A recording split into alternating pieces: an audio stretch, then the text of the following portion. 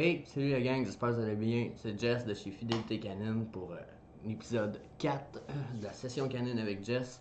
Donc aujourd'hui, comme il y en a qui le savent, j'avais pris un autre sujet pour la session canine numéro 4. Je voulais parler d'énergie, puis de contrôle de son attitude, euh, du niveau d'énergie à adopter, euh, plein de choses comme ça.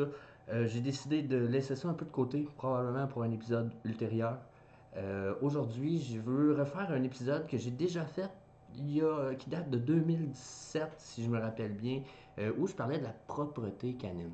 J'ai remarqué que c'était un problème courant avec les gens. Je me suis dit, crème, je vais en reparler. Mon vidéo de 2017 est un peu vieux, c'était pas très structuré.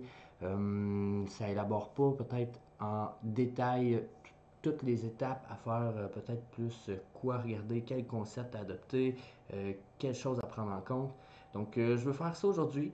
On est dans ma cuisine, vous avez sûrement remarqué. Je change de décor une fois de temps en temps.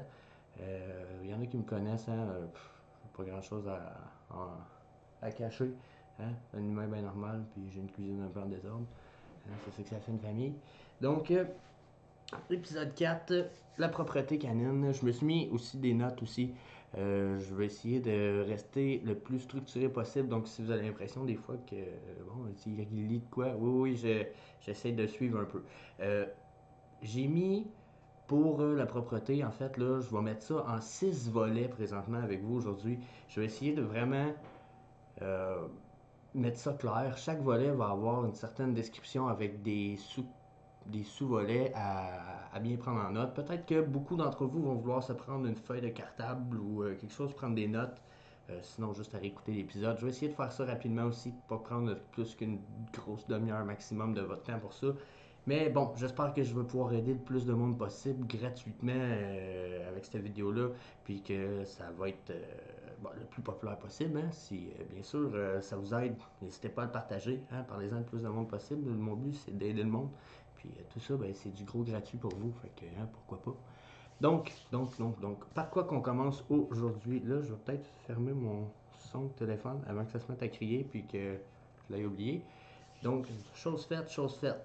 Bon, la propreté. Hein? Je pense que c'est un problème qu'on a tous à rencontrer quand on a des chiens. Je vous dirais, la gang, c'est assez. C'est un problème chien. J'ai passé par là. Hein? J'ai eu ma husky femelle, elle avait 2 mois. Mon pincher, je l'ai eu à 7 ans, mais il faisait tout dans la maison. Il était pas propre, zéro. Plein de barre. Le plus gros husky, bon, hein? Lui, euh, lui c'était quand même relativement facile. Je vous dirais une petite semaine, ça a été réglé, la propreté. Mais bon, hein, c'est de l'adaptation. J'ai eu d'autres chiens auparavant aussi pour parler juste des 3 derniers ou des 3 actuels présentement. Donc, tout le monde, c'est une grosse job. Par où est-ce qu'on commence? Bon, déjà, comme je vous disais, on va mettre volet numéro un. Une chose à ne pas oublier, ok? Puis tout ça va dans le volet, ok? Toutes les autres choses que je vais dire présentement vont aller dans le volet. Le volet numéro un, c'est que tous les chiens sont uniques. Il n'y en a pas un qui est pareil aux autres. Ils sont tous probablement que la plupart, tu sais, on peut faire de la généralisation. Oui, la plupart font ci, la plupart font ça. Mais chaque chien est unique. Fait que ça, c'est c'est ce que je juge mon volet numéro un, c'est quelque chose à prendre en compte qui est très important. Si vous oubliez ça jusqu'à un certain point, euh, je pense que vous vous tirez dans le pied de prime abord. Donc, volet numéro un, tous les chiens sont uniques. Là, je suis en train de me dire, est-ce que mon micro est correct? Oui, mon micro est correct. Good, j'ai eu une petite peur. On continue, on continue. Donc, qu'est-ce que je veux dire par tous les chiens uniques? Bon, hein? Faut prendre en compte certaines choses quand on parle que tous les chiens sont uniques. De prime abord, hein, la race. Hein? Un chihuahua, puis un grand danois. Oui, c'est généralement pareil parce que ça reste des chiens. Mais la taille n'est pas la même. Hein? L'éducation, puis le niveau d'énergie, l'approche, tout y fait au même titre que hein, la grosseur de la vessie, puis du système digestif du chien. Hein? C'est pas la même grosseur, ça tient pas la même catégorie, pas nécessairement le même plan non plus. Donc, il ne faut pas oublier ça, c'est très important à prendre en compte, la race. Ensuite, l'âge du chien. Hein? Si c'est un chiot, bien entendu, on s'entend que on va en reparler rapidement tantôt, mais il y a des temps à respecter avec des chiots. Euh, c'est comme n'importe quoi. Si votre chien il est vieux, même chose. J'ai un pincher qui a 12 ans et demi. Les temps de pipi ont raccourci. Je peux plus me permettre d'y aller aux 8-12 heures. Là. Je peux avoir vite des problèmes. Donc, bon, l'âge, hein, la maladie. Ça y fait pour beaucoup. N'oubliez pas de prendre ça en compte. Donc, des points très importants, comme je viens de vous dire, la race, l'âge, la maladie.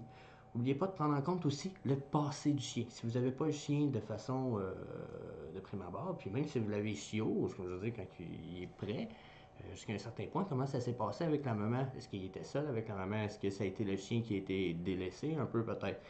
Ça peut y faire sur les nutriments qu'il y a eu aussi. Bon. Hein. Fait que ça, tout ça, ça rentre dans la ligne de la santé, mais c'est des choses à prendre en compte, c'est très, très, très important. Ensuite. Si votre chien, bon, oui, aussi une autre chose à dire qui est important à mettre dans la catégorie de faut analyser son chien, chaque chien est unique, c'est que votre chien peut avoir pris des habitudes. Ok? C'est, ça peut être soit des habitudes, comme un peu mon chien, moi, mon ski mort, grand ski, il va avoir 5 ans et demi, 6 ans, quand il va faire un caca, il fait du va-et-vient comme ça. Bon, hein, c'est des habitudes corporelles, mais est-ce que c'est des habitudes des fois qui peuvent avoir la vie dure? Comme mon pincher, quand je l'ai eu, il avait 7 ans, puis lui, il faisait pipi, caca, maison. C'était tout à l'intérieur. Donc, c'était problématique, puis c'était pas dans un plateau ou sur un pipi pad. Je vous laisse imaginer. Donc, bon, hein, quelles sont les habitudes qui ont été prises? Parce qu'il faut être capable de travailler à partir d'un petit peu avant que les habitudes prennent lieu pour être capable de réussir à travailler avec le chien. Donc là, c'est important de prendre tout ça en compte. Donc le premier volet, je répète rapidement la gang, c'est des choses qui sont à prendre en compte avec votre chien parce que chaque chien est unique. Okay? Le sexe aussi du chien peut y faire, je prononce ça rapidement, mais le sexe peut y faire, les troubles de santé, etc. Je l'avais peut-être oublié. Donc on repasse ça rapidement.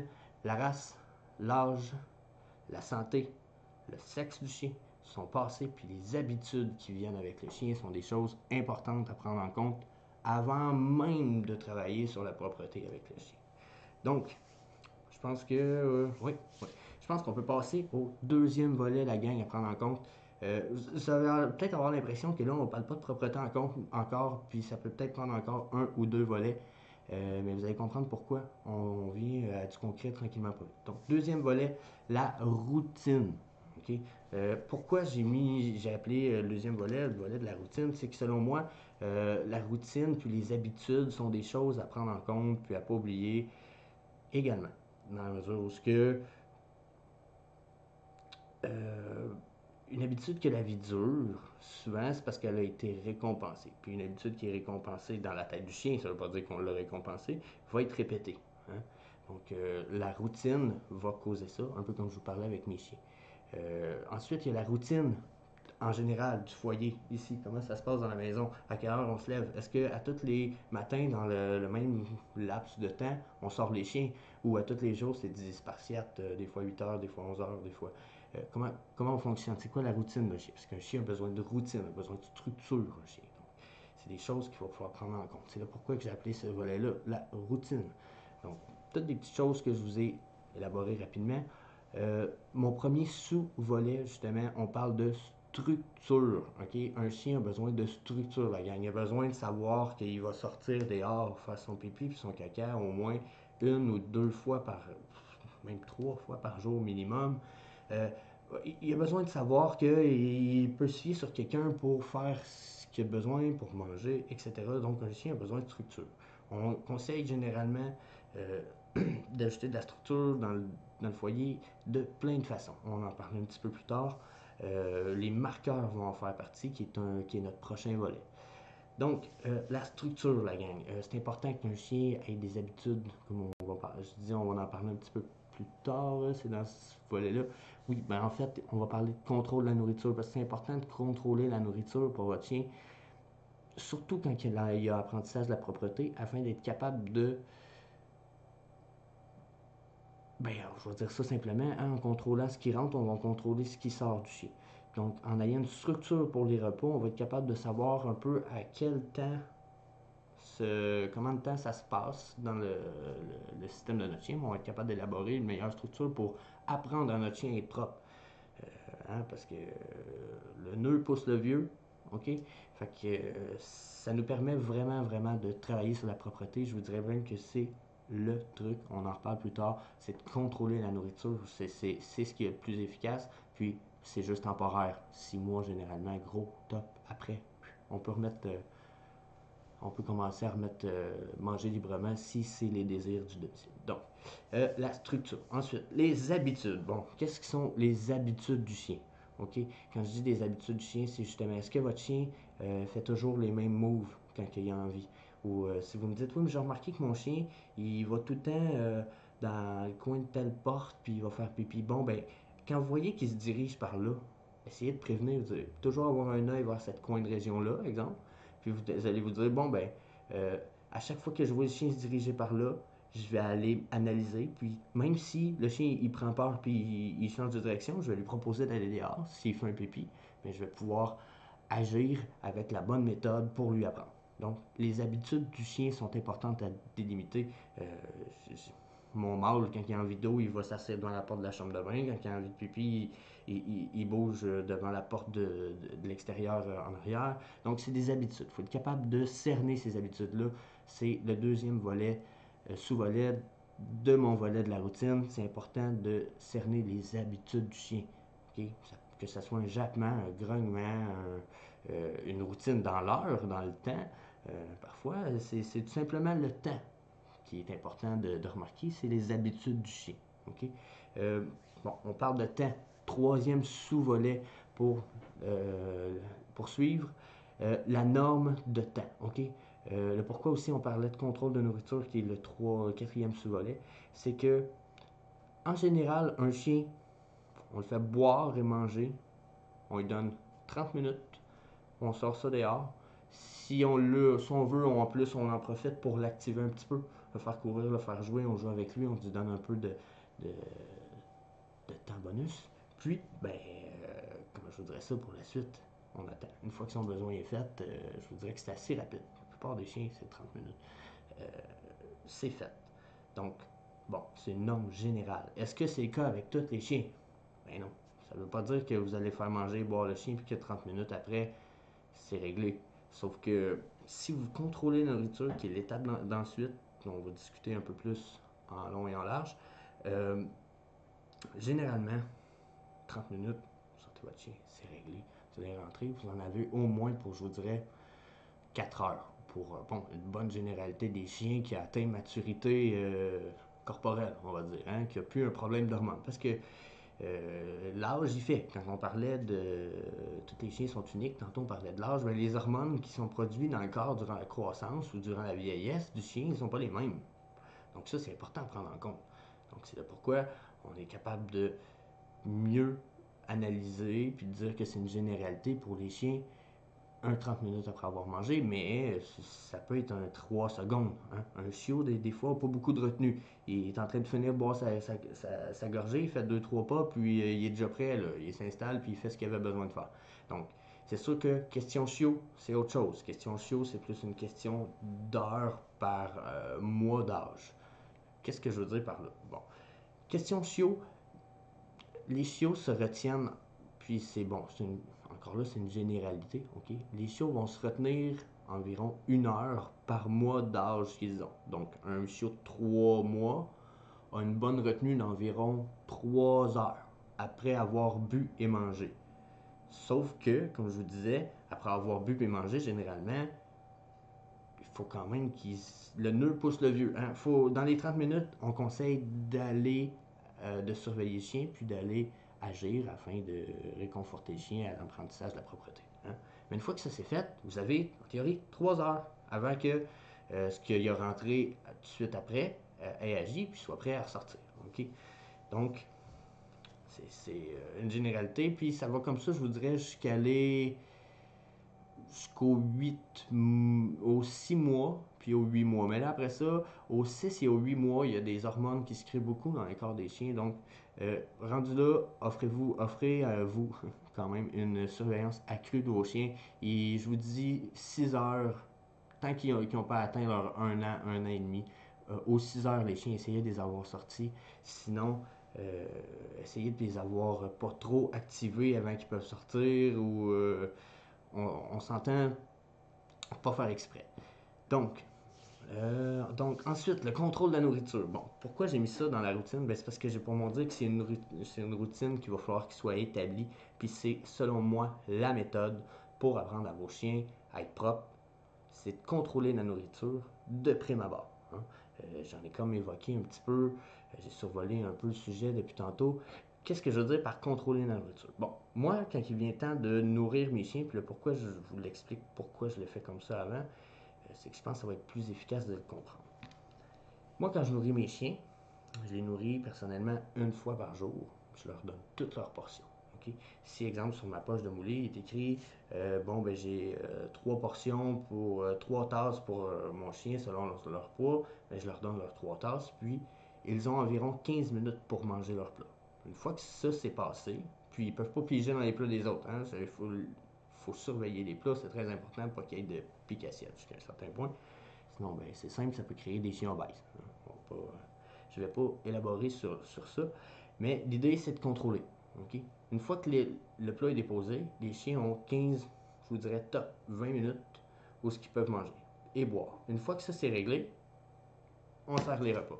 Le pourquoi, ben, c'est tout simplement parce qu'on veut être capable de déterminer quand était la dernière fois qu'il a mangé. Attendez un petit peu, petite pause. Quand la dernière fois il a mangé, parce que ça va nous donner une idée, puis je vous dirais même un bon barème à savoir quand va être la prochaine envie. Okay? On sait que, bon, il vient de manger, comme je vous disais, 30 minutes. Il mange, enlevez le plat après 20 minutes, attendez un autre 30 minutes, allez sortir le chien. Donc, ça vous prend quoi? 1 heure après avoir nourri le chien, de temps où ce que vous êtes présent, où ce que quelqu'un va s'occuper du chien. Donc, si vous me dites, je me lève à 6 heures, puis je pars à 7 heures, nourrissez le chien en vous levant. Si vous me dites, bon, ben, je le nourrissais avant de partir, ben, il y a une partie du problème qui doit venir de là, parce qu'une demi-heure, gros top, 1 heure après avoir mangé, votre chien a envie. Puis, si c'est un chiot qui a, par exemple, 4 mois, ben, 4 heures après, il a encore envie. Donc, il faut être capable de contrôler. Exemple qu'on aurait un chiot, mais on nourrirait probablement plus sur le dîner quand on sait que notre dîner finit vers midi 45, 1 heure, mais on donne de la nourriture là, on sort un peu le chien avant de partir, puis on sait que la personne qui va revenir pour 4 heures, ça lui donne un 3 heures pour le chiot, puis on peut nourrir en soirée, puis utiliser un peu le même pattern. Okay? Donc, c'est pourquoi on contrôle la nourriture, comme je vous disais, c'est 30 minutes après avoir mangé et bu, on sort les chiens. Puis là, on parle pas de chiots parce que les chiots, ça peut être à partir de 3 secondes. Les chiots, il faut vraiment contrôler plus rapidement. Il faut être plus ferme. Okay? Dans la mesure où quand c'est un chiot, on travaille beaucoup, beaucoup plus sur la rigueur puis l'engagement que nous, on met à surveiller le chien. Parce que, comme je vous dis, une fois qu'il a mangé et bu, ce qui est préférable, généralement, c'est de le prendre, l'amener dehors, de l'activer en jouant avec lui, d'avoir les gâteries préparées, afin que, une fois que ça soit fait, pipi et caca, il faut être présent au moment où ça finit. Okay? Il y a beaucoup de gens qui me disent oui, mais je comprends pas, je sors mon chien, puis je le félicite quand il revient, puis il me fait quand même des besoins à l'intérieur, puis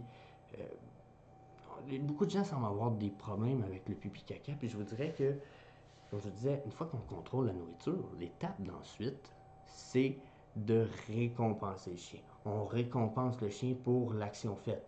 Mais si l'action faite est récompensée 3 à 4 secondes plus tard, le chien ne fera pas le lien avec l'action faite. Donc lui, on félicite, exemple, la personne qui sort son chien à l'extérieur dans une cour clôturée, qui dit, il va faire ses besoins, le chien revient, il me dit, ah, t'es un bon chien. Le chien rentre à l'intérieur. J'avais beaucoup, beaucoup des chances que le chien, ce qu'il comprenne, c'est, ah, je suis un bon chien, je suis allé dehors. Donc, je retourne dehors, je vais être un beau chien, puis je vais. Puis là, éventuellement, le chien se met à demander pour aller dehors trop souvent. Puis là, le propriétaire se dit, ouais, mais là, mon chien me demande pour aller faire pipi à tout bout de champ. Puis il a pas envie, il fait juste y aller, puis il revient. Oui, parce que le chien, éventuellement, lui, ce qu'il a compris, c'est que quand je reviens de dehors, mon propriétaire est content. Il n'a jamais compris que ce que vous vouliez, c'était de lui dire que c'était fantastique qu'il ait fait caca dehors. Donc, ça, c'est l'étape d'ensuite, quand je vous dirais, quand on parle de contrôle de nourriture, c'est de récompenser le chien. Ça va ensemble, dans la mesure où si vous êtes capable de cerner des temps, des structures, puis une routine dans la tête du chien pour créer des habitudes. Parce que sans ça, on ne crée pas d'habitude. Il faut créer des habitudes dans la tête du chien. C'est pour ça je vous parle de contrôle de la nourriture, c'est que c'est le meilleur moyen pour instaurer une routine. Ensuite, on récompense cette installation de la routine-là, cette structure-là, par des jeux, du renforcement positif, des récompenses, de la nourriture. Puis, c'est même là que je vous dirais qu'on va choisir une nourriture spéciale où ce que le chien n'en aura jamais ailleurs dans d'autres moments. Puis je vous dirais spécial dans la mesure où des fois c'est des biscuits de veau, des vrais morceaux de viande ou quelque chose bon, qui est non toxique pour le chien. Mais c'est là qu'on va en profiter, qu'on va en donner seulement à ces moments-là.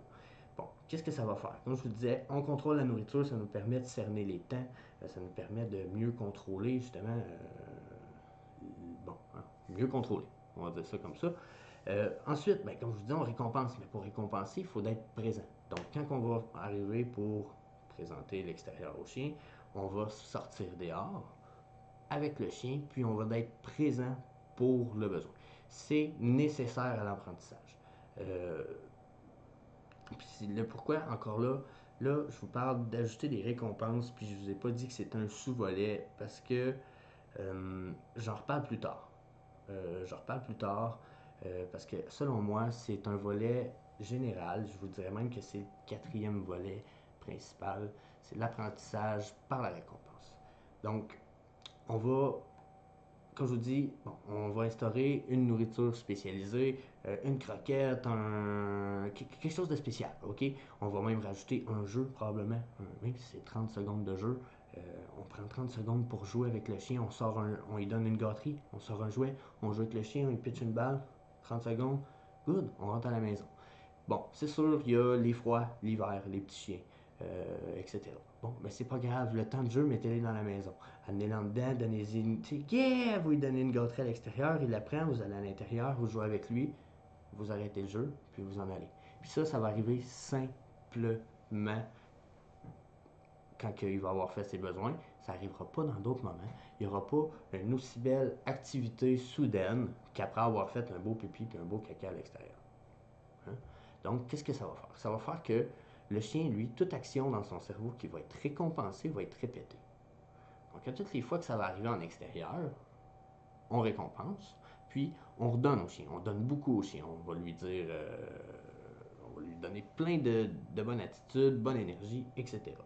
Euh, bon, là, j'ai décidé que je ferais ça toute d'une traite, fait que j'ai pas mis de pause, puis là, je suis un peu dans la lune à savoir aussi que j'étais rendu dans ma liste.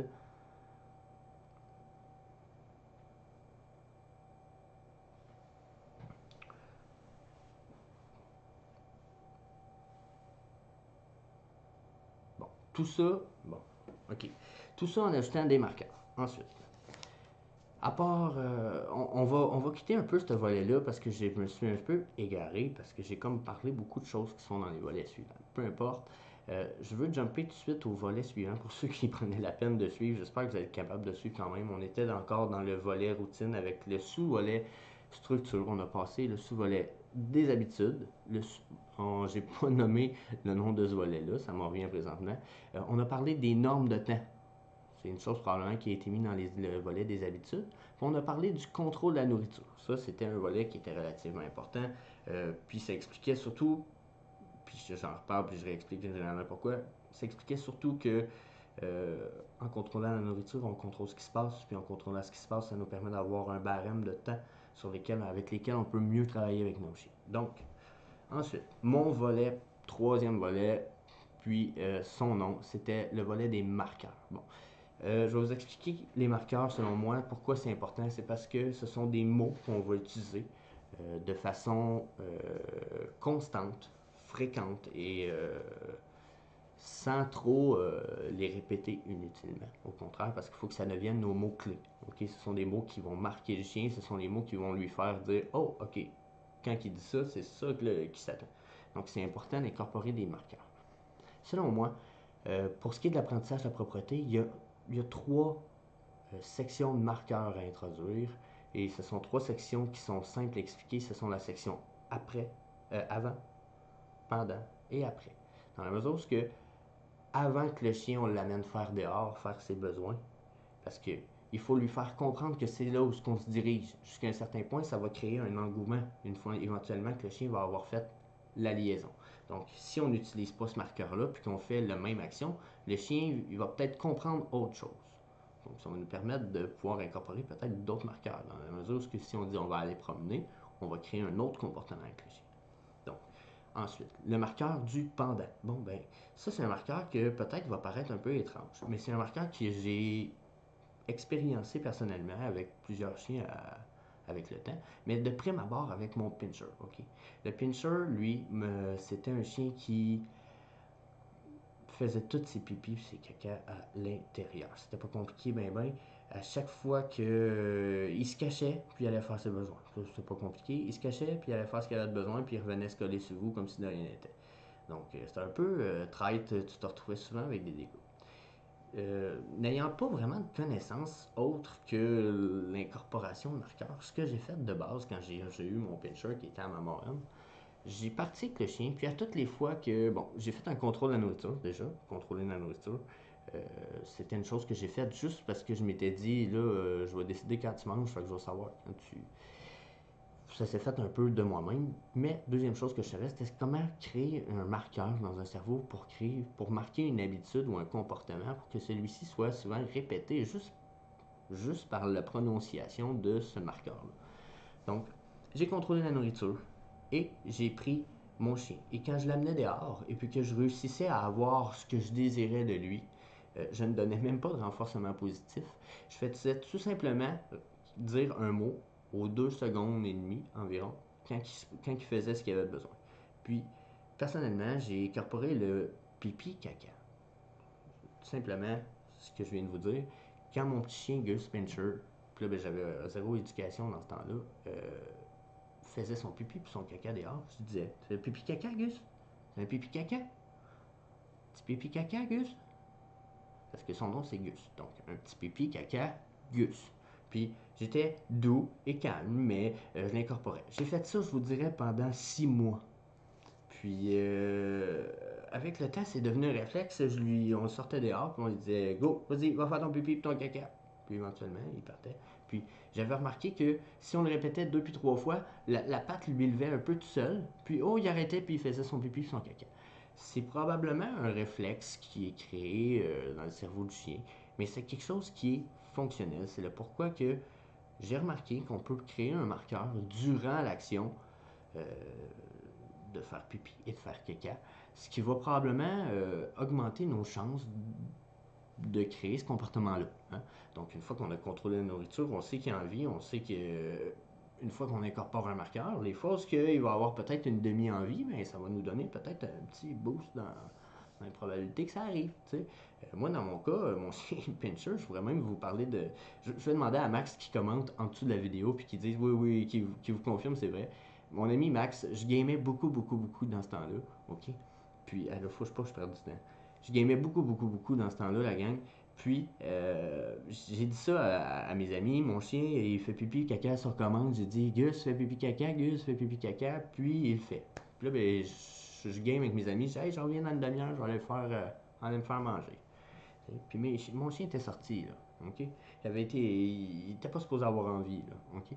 Je pars, je vais faire mes choses. Une demi-heure après, je reviens, puis il y a de la pisse, puis il y a de la partout, dans mon lit, puis mes affaires. Puis là, je suis comme. Puis là, ben, je prends les nerfs, puis tout le monde m'entend parce que mon programme sur un Discord dans ce temps-là, c'était pas ça, c'était TeamSpeak. TeamSpeak était ouvert, fait que tout le monde m'entend que moi, je suis en train de péter une coche parce que mon chien, il a pissé puis il a chié partout.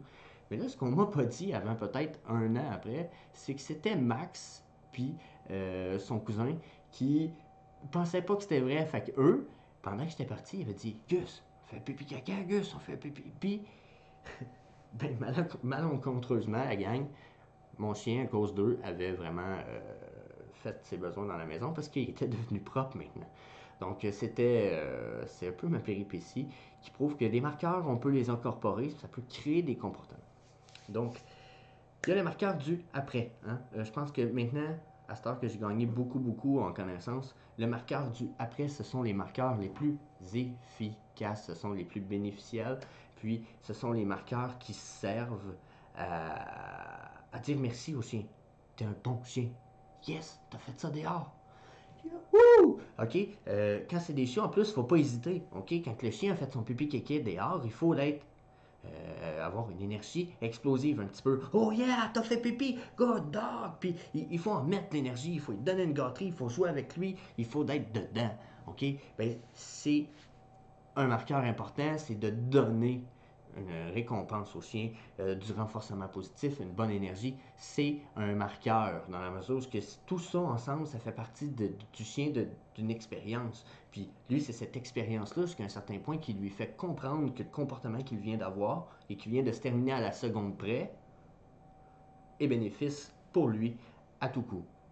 Éventuellement, même s'il n'aurait pas à tout coup cette énergie-là, c'est là une fois ou deux par semaine, mais que les autres fois, t'es un bon chien. Good, good, good, Milo. OK? Bon, ça vous aide. OK? Ça va l'aider, lui, à comprendre que, waouh, mais quand c'est le début de l'apprentissage, on le donne tout le temps, cette énergie-là. On donne tout le temps la gâterie unique que le chien a juste dans ces moments-là. OK? C'est le temps de donner un marqueur, puis c'est le marqueur qui est le plus important, c'est celui après. Le marqueur avant est important, le pendant est important, mais pas aussi important. Puis, je vous dirais que c'est plus un marqueur pour renforcer un comportement. Ensuite, le premier marqueur qui est le marqueur du avant, ben c'est plus pour prononcer au chien éventuellement que c'est ce qu'on désire. C'est le comportement vers lequel on se dirige, c'est le comportement qu'on veut que lui ait faire ses besoins. Le pourquoi j'ai mis un marqueur avant, c'est parce que, comme je vous dis, personnellement, j'incorpore un autre marqueur quand je vais aller en marche parce que je m'attends peut-être à un autre comportement. Donc, volet à part, sujet à part, je mets ça de côté un petit peu, je vais avancer. Ça fait déjà longtemps que je vous jase, pour vous. Ensuite, bon, hein, quatrième volet, la gang, parce que j'ai pas mal fini le volet des marqueurs, qui était pas mal une sous-catégorie généralisée. L'apprentissage par la récompense. Encore là, j'en ai parlé dans les 3 derniers volets, même que je dirais que dans le volet numéro 2, je me suis laissé aller là-dessus. La récompense, la gang, ok? C'est pas compliqué. Dans la tête d'un chien, ok, c'est très très simple. Tout comportement qui, pour lui ou pour son cerveau subconscient, ok, parce que pour son subconscient du moins, tout comportement qui est récompensé va être répété. Si le chien, lui, à toutes les fois qu'il voit quelqu'un passer dans la fenêtre, là je vous donne un exemple qui n'a pas rapport avec le caca, là, mais si un chien, il voit quelqu'un passer à toutes les fois dans la rue, puis que là, quand il le voit, il jappe, puis que la personne, elle s'en va, lui, il se dit dans sa tête, moi, j'ai vu quelqu'un, j'ai jappé, la personne est partie. Yes, sir! Mais yes, je suis hot, là, tu sais, j'ai réussi ma job. Donc, comportement, récompensé, répété. Donc, à toutes les fois que lui va voir un chien, eh bien, qu'il va voir un chien, qu'il va voir une personne, vous pensez qu'il va faire quoi? Pas très compliqué, là, il va zapper. Donc, c'est un exemple qui est assez basique, on va dire, mais qui explique, ok? Donc, c'est le pourquoi que que l'apprentissage par la récompense, ça fonctionne, ok? C'est que c'est un principe psychologique de base. Si vous êtes récompensé d'avoir fait quelque chose, je vous dirais même que les humains sont sujets à ça. Probablement qu'il y a des gens qui sont devenus kleptomanes par ça, parce qu'ils ont volé un paquet de gomme puis ils ne se sont pas fait prendre. Donc, comportement récompensé va être répété. C'est ce qui est arrivé, puis les gens se sont mis à voler, puis à voler, puis à voler, puis à voler, puis à voler, puis à un moment donné, ils volent des chars, ils volent, puis ils sont plus capables d'arrêter. Puis ces gens-là vont développer des maladies, on va dire mentales, mais ils sont pas nés comme ça. Mais c'est la même chose pour le chien. Donc, parfois, des mauvais comportements qui vont être récompensés dans la tête du chien, puis ceux-ci vont être répétés. Donc, c'est pourquoi que il faut faire attention aussi à ce qu'on récompense. Parfois, il y a des gens qui vont dire, oui, mais je les récompense pas. Ben, peut-être que toi, vous n'avez pas l'impression de vous récompenser, mais présentement, tu es en train de flatter ton chien, puis après, il a snappé quelqu'un. Je pense que, oui, mais j'ai peur pour lui, le chien était gros. Oui, mais pour l'instant, c'est pas lui qui a eu des dommages, au contraire, c'est lui qui a attaqué. Il mérite pas nécessairement d'être récompensé, même si il était en défaveur physique, peut-être. Donc, c'est le pourquoi je vous dis, il faut faire attention avec l'apprentissage par la récompense. Par contre, comme je vous disais, c'est fantastique parce qu'avec le temps et la répétition, ça fait des miracles. OK? C'est le pourquoi aussi les gens parlent beaucoup de renforcement positif. C'est en fait la même chose pour l'apprentissage par la récompense, c'est de récompenser les bons comportements quand ils subviennent. Au moment où ils subviennent, parce que j'ai précisé un peu plus tôt, il faut que ça soit fait dans les 2 secondes après le comportement. On peut pas être à 10 pieds du chien et dire bah, good job, t'as fait un beau caca. À moins justement qu'il ait l'habitude d'aller dans le champ à l'autre bout, puis que, tu sais, mais là encore là, vous avez une structure, vous avez des habitudes avec le chien. Donc, c'est le pourquoi il faut être présent. Donc, avec le temps, puis la répétition, vous allez réussir à créer des comportements qui vont être répétés. Donc, renforcement positif, c'est le meilleur outil que vous pouvez avoir pour apprendre un comportement à votre chien. C'est sans équivoque.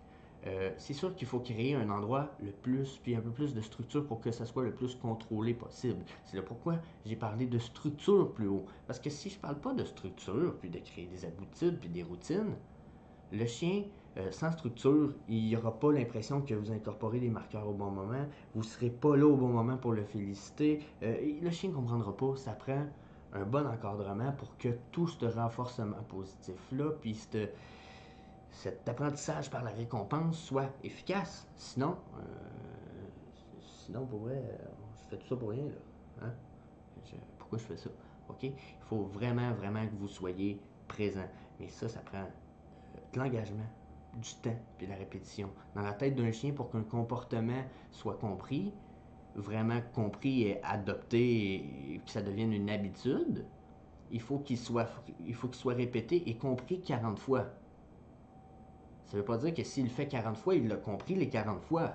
Donc ça peut vous prendre 70 fois de répétition pour que le chien dise OK, OK, ce qu'il veut maintenant, quand on arrive pour sortir dehors, c'est qu'on s'assise à 1 mètre de la porte puis qu'on reste assis même si la porte rouvre. Ça, c'est le nouveau comportement. OK, OK. Bon, ben ça va prendre de la répétition pour que le chien comprenne ça. Il n'apprendra pas ça en une semaine. OK? Ça va vous en prendre souvent, beaucoup. C'est pourquoi aussi on suggère de pratiquer, puis d'être constant, puis de le faire dans les situations de vie communes. OK? Quand il vient le temps du pipi caca, on rajoute une structure au sujet de la porte, on rajoute une structure au sujet de la laisse, on rajoute du jeu peut-être avant d'y aller afin d'activer notre chiot. Tu sais, si on voit que le chiot à 6 mois, il n'a pas l'air de vouloir faire son pipi, même après une demi-heure, 1 heure, après son. Bon, on va jouer avec le chien pendant 15 minutes, question de l'activer, puis après on va sortir dehors voir. Hein? C'est des choses qu'on va essayer de travailler. Donc, l'apprentissage par la propreté, par la récompense, question propreté, ça passe également par le jeu. Bon, pourquoi le jeu? Parce que ça a 2 effets bénéfiques. Déjà, on peut l'utiliser avant d'aller dehors. Par exemple, le chien mange, il a fini de manger, on sert le plat, on joue avec 10 minutes, 15 minutes, on sort dehors, on va faire un petit essai. On va se promener dehors sur le bord de la rue avec nos sacs, puis hop, là tout d'un coup ça se fait, good, on sort la gâterie, on sort le jouet, on félicite le chien devant les voisins, on a l'air hystérique, on a l'air du fou qui se pitche à terre, à se rouler à terre avec son chien sur votre terrain. Mais, si vous faites pas ça, le chien ne comprendra pas. Hein? Ça prend le gros lot. Le chien, quand il fait ça, il faut qu'il ait l'impression qu'il a gagné le gros lot. Donc, l'apprentissage par comme je disais, apprendre comme ça, c'est bénéfique. Puis, jusqu'à un certain point, ça peut être gênant, mais c'est beaucoup moins gênant que d'avoir un chien dans 6 mois, 1 an qui fait tous ses besoins à l'intérieur parce que vous n'avez pas pris la peine d'être un peu. Avoir l'air peut-être un peu gnouf devant des voisins. OK? Donc, si vous voulez mon avis, sortez, allez dans un petit endroit discret avec vos petits sacs, puis profitez-en pour féliciter votre chiot, que ce soit la cour, etc. Quand c'est en extérieur, des fois, ça paraît plus compliqué, mais c'est le moment de féliciter. OK? Le renforcement positif, c'est là que c'est donné. OK? Puis, bon, pour revenir avec le jeu, après que ça soit fait, c'est parfait. C'est même que je vous dirais que c'est même là que c'est le plus bénéfique. Sauf que, comme je vous disais, de le faire avant, c'est ultime aussi, dans la mesure où tout ce qui active le corps et le cerveau je vous dirais, va faire travailler ce qui se passe hein, dans les intestins. C'est normal. Je vous dirais que les mammifères sont pas mal tous comme ça. OK? Bon, justement, je disais, il ne fallait pas j'oublie rien. Donc, qu'est-ce que je disais? Bon, qu'est-ce que ça? Oubliez pas, bon, hein, les marqueurs, hein, ça fait partie des marqueurs renforcement positif. Ensuite, je vais passer à mon 5e volet sur 6. OK? Les accidents. Hein? Bon. Qu'est-ce qu'on fait quand le chien le fait en dedans? Bon, rapidement. Qu'est-ce qu'on fait quand le chien le fait en dedans? Je vais vous dire, la gang, on fait rien. Là, vous allez me dire, ben voyons, il est sérieux? Ben, OK, je vais m'en prendre. On fait rien tant que le chien n'a pas appris puis qu'on n'est pas certain que le chien a appris que c'est plus bénéfique pour lui de le faire à l'extérieur. Donc, comment qu'on s'assure de ça? Ben, on s'assure de ça quand ça fait 6 mois qu'on répète, qu'on s'engage, qu'on le fait à tous les jours, puis que c'est rendu que ça arrive presque jamais que le chien outrepasse. Ensuite, je vous dirais, pourquoi on fait rien? Bon, vous expliquer. Si le chien est en apprentissage puis qu'il ne sait pas que c'est à l'extérieur aussi que c'est le plus bénéfique pour lui, peut-être qu'il va décider une journée de le faire là. C'est pas ça la question. La question, c'est que s'il ne le sait pas que pour lui c'est plus bénéfique d'aller dehors, de le chicaner va tout simplement lui faire comprendre que c'est pas correct de faire ses besoins. Il comprendra pas que c'est pas correct de les faire dans la maison. Lui, il fera pas le lien, je peux vous le promettre, il ne fera pas le lien. Donc, même si tu mets son nez dedans, tout ce qu'il va comprendre, c'est que vous êtes fâché que lui, il ait fait pipi ou caca. Donc, éventuellement, là, si vous répétez ça, cette technique-là, ce que ça va créer, en fait, ça va créer l'inverse. Là, le chien, à chaque fois qu'il va avoir envie de faire pipi puis de faire caca, il va aller se cacher. Parce qu'il va penser que vous allez foutre une volée. Fait qu'il vous avertira jamais qu'il est temps d'aller faire caca. Puis quand il va aller, puis il vous demandera jamais pour aller dehors. Puis quand il va être le temps d'aller dehors, comme vous allez vouloir surveiller puis être proche, ben il ne voudra pas le faire parce que vous le surveillez puis vous êtes là. Et il va avoir l'impression que vous allez le chicaner. Donc, on chicane pas un chien qui sait pas que c'est plus bénéfique puis que la règle générale c'est d'aller dehors. On chicane pas ça, un chien comme ça crée un mauvais comportement. Je viens de vous l'expliquer, c'est simple. C'est tout simplement niaiseux de faire le contraire de ce que je viens de vous expliquer. Hein? Ensuite, un chien qui fait ça dans la maison puis qui sait. T'sais. Puis là, ben, quand je dis il sait, c'est que vous l'avez entraîné. Ne faites pas me dire oui, mais il sait, ça fait 6 ans.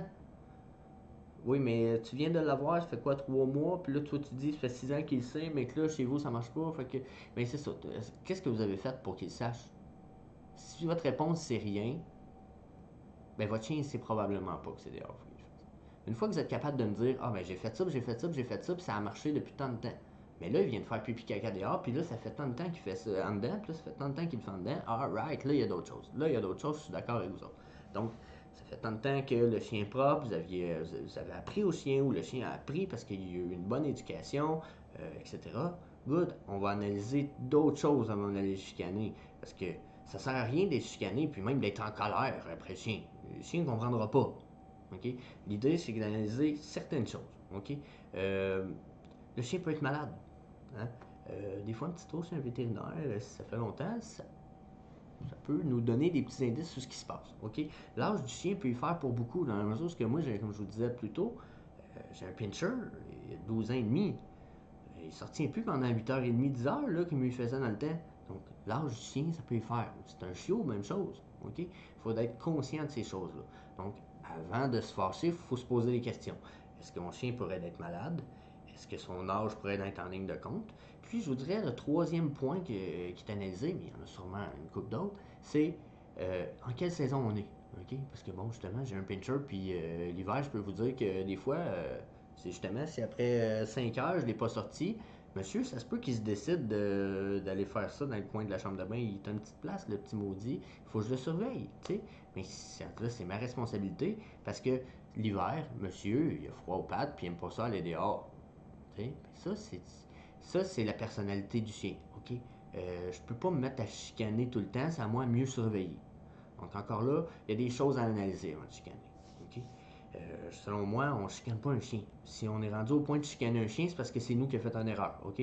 L'erreur est 99% du temps, l'erreur est sur nous et non sur le chien.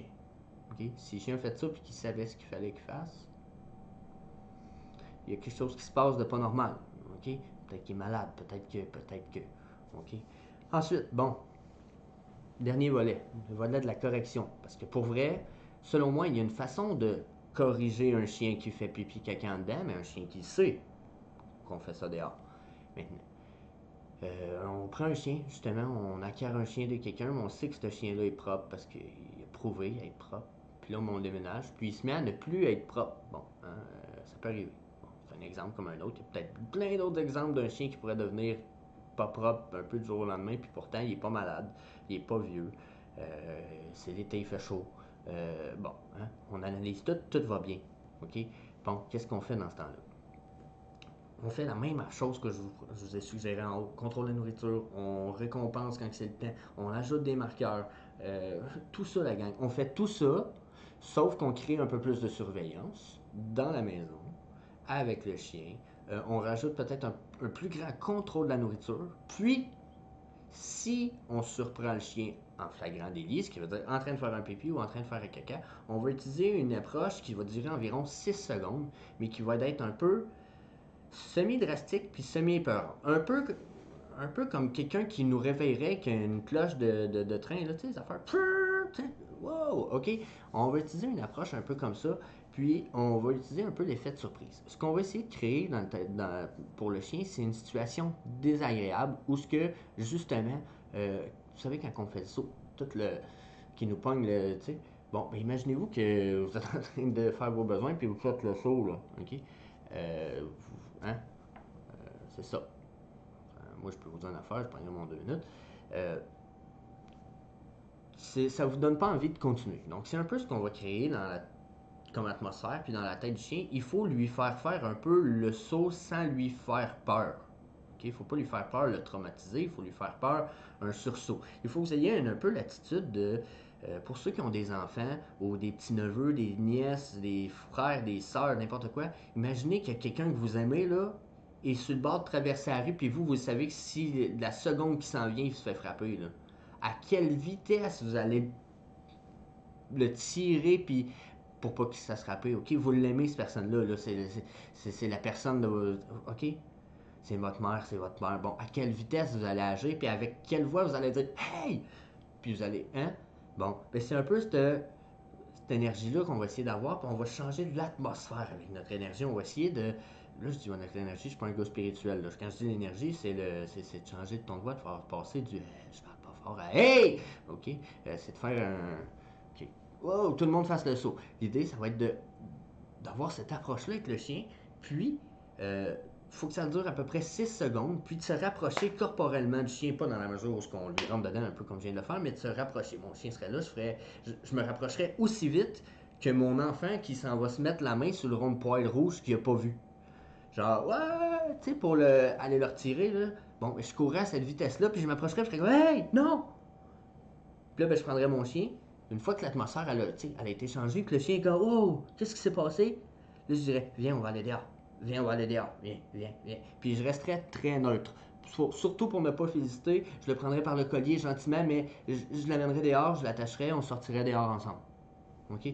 J'essaierais vraiment d'y aller positif. Une fois qu'on serait rendu dehors, je dirais OK, c'est good. Puis là, je le laisserai aller une fois qu'il sera attaché ou quand il y a plus de liberté ou peut-être quand la laisse est mise. Là, je dirais OK, c'est good. J'essaierai de détendre l'atmosphère. Mais selon moi, c'est la seule façon de corriger un chien qui fait ça à l'intérieur, c'est comme ça. Encore là, pourquoi je ne ferais pas la technique du nez dans le caca ou que je donnerais pas une tape, que je le chicanerais pas, j'essaierais pas d'avoir une énergie peut-être de quelqu'un de fâché, ben je vous dirais que c'est assez simple la gang, c'est que j'ai peur que ça crée une peur de faire ses besoins puis que justement il se cache, comme je vous expliquais plus tôt. Donc, donc c'est mon approche pour ce qui est de chicaner, mais je suis pas pour ça. Hein? La gang, il y a toutes les étapes d'en haut, toutes les autres étapes d'avant, je dis en haut parce que sur ma feuille c'est tout en haut. Il y a toutes les étapes avant, ok, la gang qui sont à voir puis qui sont à retravailler avant pour mettre votre chien propre. C'est la seule. C'est la seule méthode, c'est la bonne méthode. Ok, s'il y en a qui cherchent 12 000 méthodes, qui me disent que celle-là marche pas, mais c'est parce qu'il y a quelque chose qui manque à quelque part. Je dis pas que c'est vous, je dis pas que c'est. Mais probablement qu'il se passe quelque chose. Il y a d'autres choses. C'est probablement un problème de maladie, il y a des habitudes qui ont la vie dure, vous contrôlez pas bien la nourriture, ou il y a quelque chose qui n'a pas été respecté dans les étapes que je vous ai décrites plus haut. Donc, c'était la session avec Jess, épisode 4. On parlait de quoi aujourd'hui? On parlait de propreté en extérieur, par exemple. J'ai pas parlé de la cage, je sais, j'ai pas parlé de la cage. Il y en a qui vont dire, ouais, mais c'est quoi cet épisode-là? Parle pas de la cage. Oui, je sais, mais bon, déjà, moi, il faut que je parte chercher la petite au coin de l'autobus dans 3 minutes. Donc, j'essaie de me dépêcher. Hein? Je voulais vous finir ça, mais il faut vous faire ça proprement. Donc, la cage, ça va être pour plus tard parce que la cage, selon moi, il y a une introduction avec la cage à faire, il y a d'autres choses, c'est plus laborieux. Mais bon, comme la plupart des chiens font ça en extérieur, je vous dirais, je vous conseille vraiment, vraiment, vraiment de faire ça en extérieur, de ramasser. Fait que c'est tout. Ça a fait le tour. J'ai fini. Yes. Bon, ben, j'espère que cet épisode va vous avoir plu, la gang. Si ça vous intéresse de suivre ma page, il va sûrement avoir d'autres épisodes. Je vais essayer de faire des petites capsules du midi. Donc, j'ai un Instagram, j'ai un Facebook, j'ai un Twitter, j'ai un YouTube. J'ai fait des conneries sur TikTok avec mon nom de fidélité canine, j'aurais peut-être pas dû, mais s'il y en a qui veulent rire de ma gueule un peu, allez voir sur TikTok. Je pense que c'était tout. Je vous laisse là-dessus, moi je m'en vais au coin d'autobus. Peace la gang, je vous aime fort. Puis on se voit bientôt, épisode 5. Je vais peut-être remettre les niveaux d'énergie puis l'attitude au goût du jour. Laissez-moi des questions, détails pour ceux que ça intéresse. S'il y en a qui veulent des sujets en particulier, je pensais faire aussi parler probablement dans mes prochains épisodes d'introduction avec un bébé, maman qui est enceinte, etc. avec le chien à la maison. Donc je sais pas si ça peut intéresser plusieurs personnes, mais bon, je vous laisse là-dessus la gang. Peace!